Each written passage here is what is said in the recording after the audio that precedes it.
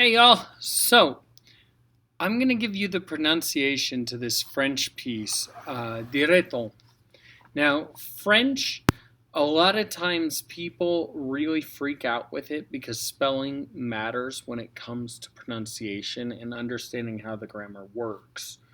It's a little bit different than what you would see with English, and so I'm going to guide you through as best as I can. A couple of things to watch out for, especially in Diraiton. Um, AN is on. The way you make that sound is ah, and then you're going to put it into your nose.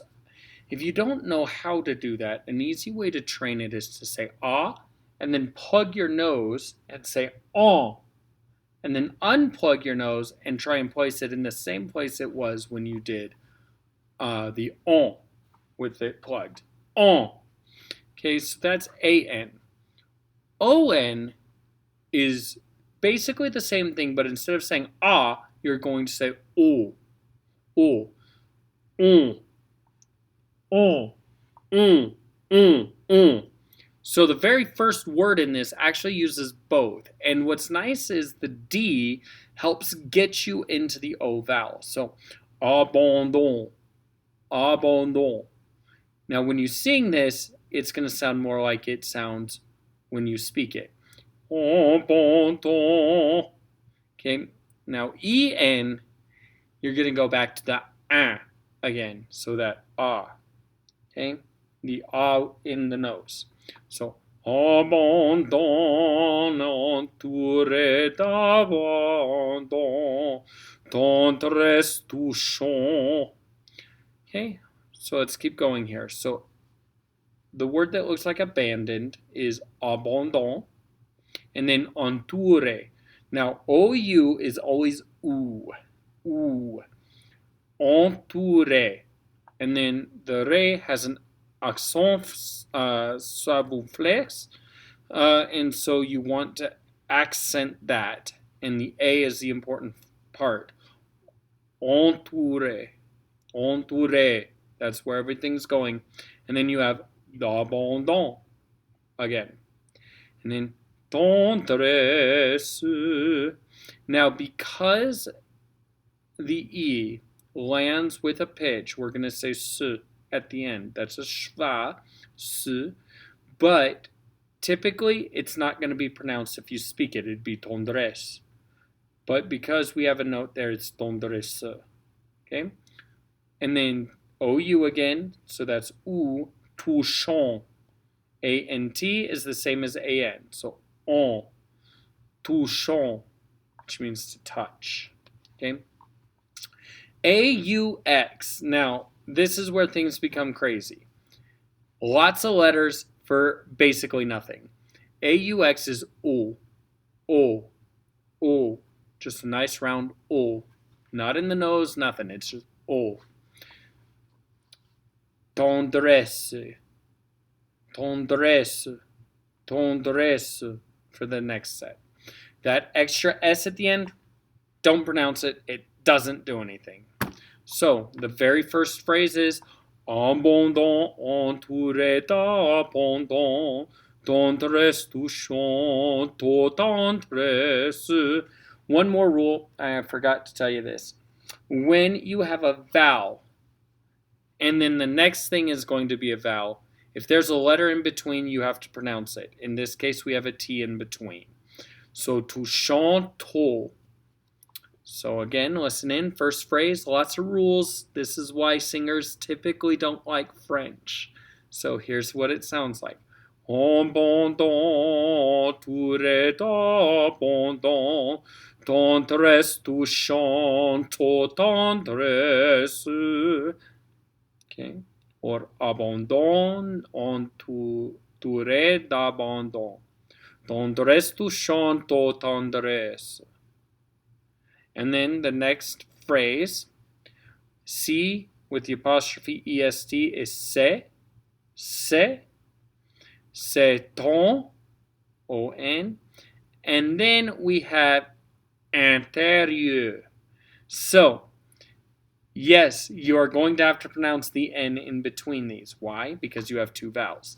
IN is an. here's how you pronounce it. This is one of my favorite vowels. I really like this vowel. It's and then you're going to put it in your nose. Antérieur. Antérieur. Yeah, antérieur. So, c'est ton antérieur. EUR is schwa. Schwa. Now, qui is qui. Q-U-I. Qui. Very simple. Now, on the next page, this is top of page 4, you have S-A-N-S. Sans. Sans. Sans. Now, if you're talking Saint-Saëns, it's going to be pronounced different. We call this the Saint-Saëns rule. Okay, but sans, S-A-N-S, is sans, sans cesse. Okay, sans cesse. Sans cesse. That's S-A-N-S, C-E-S-S-E, S-E. Sans cesse caresse. Caresse. Isn't that pretty? Okay. Sans cesse caresse. So going on back now, let's go through just that ending phrase. C'est ton antérieur qui sans cesse se caresse. And then we get the Diraiton, Diraiton, Diraiton.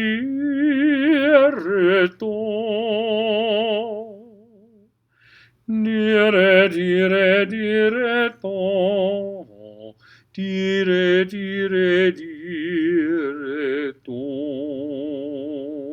When you need to take a breath, it's okay. Just sneak back into the choir after you've done that.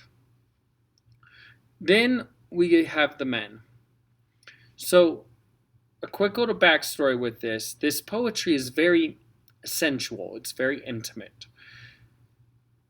And the way it's written, it's kind of got this double entendre going on. By the way, that word entendre, yeah, we took that from French. Okay.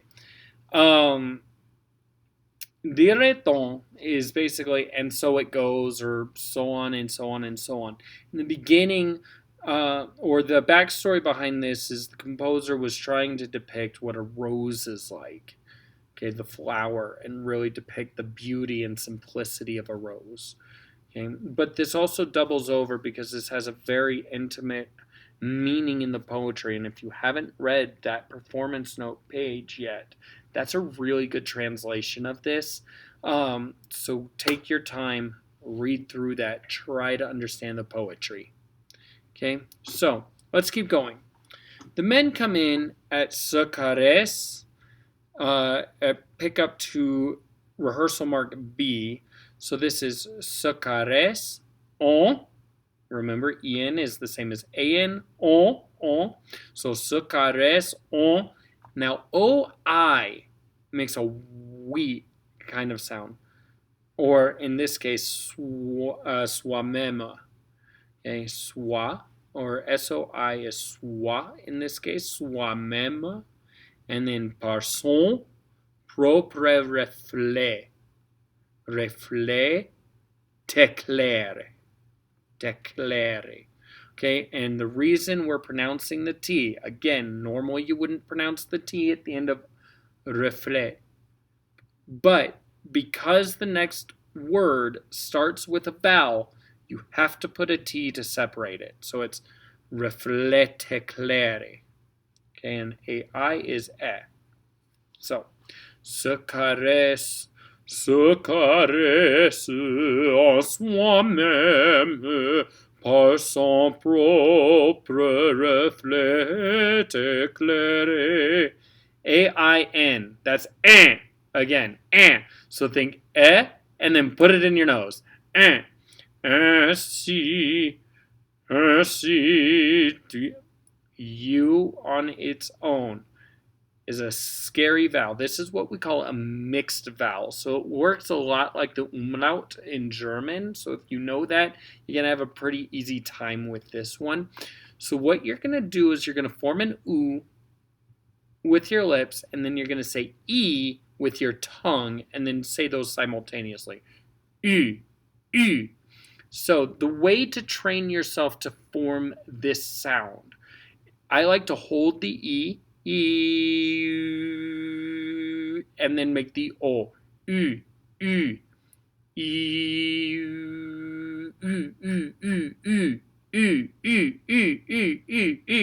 and once you get used to that, it's a lot of fun to do. You just keep doing it over and over and over again. And it's a lot of fun to just play with that. But the word is tu, tu. Ainsi tu inventes.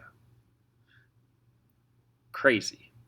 Okay, so you do not have a way to fix this U and I. So this is going to be an exception to that rule.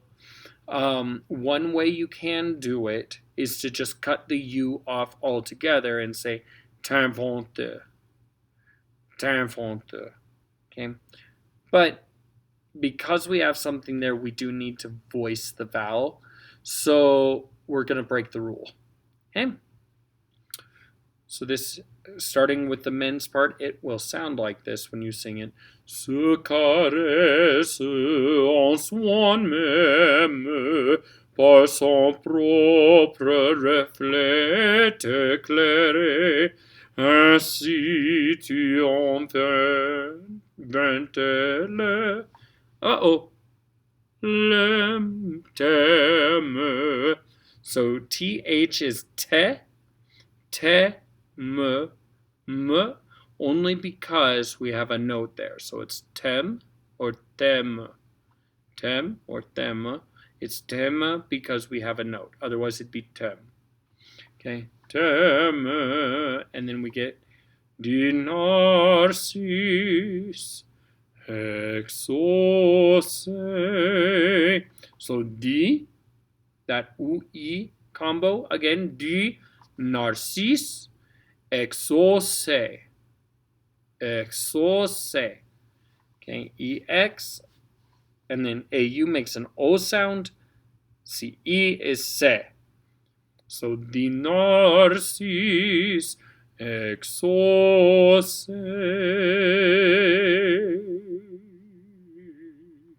And then you get the Diraiton. Diraiton, Diraiton. Diraiton.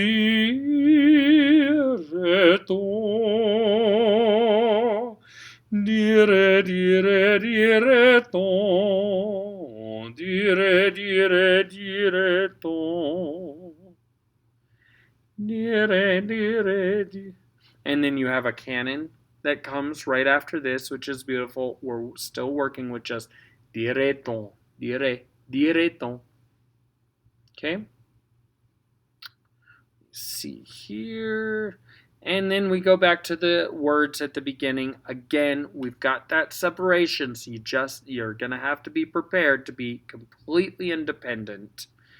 Working with all of this French, but you've already been given all of the French words. And so being prepared for what happens. Yes, it's gonna feel crazy. Yes, it's gonna sound a little different. Once we get this done, though, this song basically sings itself. This is considered to be one of the most gorgeous choral pieces of the modern day. Okay. Lordson, he's just painted an exquisite picture, and the entire chanson that he wrote is the same way. This entire set of songs, if you want to hear something that's just gorgeous, take some time and listen to this entire set. This is the second to last piece in Chanson de la Rose. And if you can take your time, listen into it, you will not be disappointed. So, Les Chansons de Rose. Rilke did all of the translations in it. They're gorgeous. All of them are wonderful poems, um, and well worth the time to listen to. You will hear that da da da da da da da da sort of theme throughout. He did a really good job of tying the chanson together. Um, if you're not familiar with chansons, chansons are kind of like the German lieder. It's a collection of songs that are meant to tell one big story.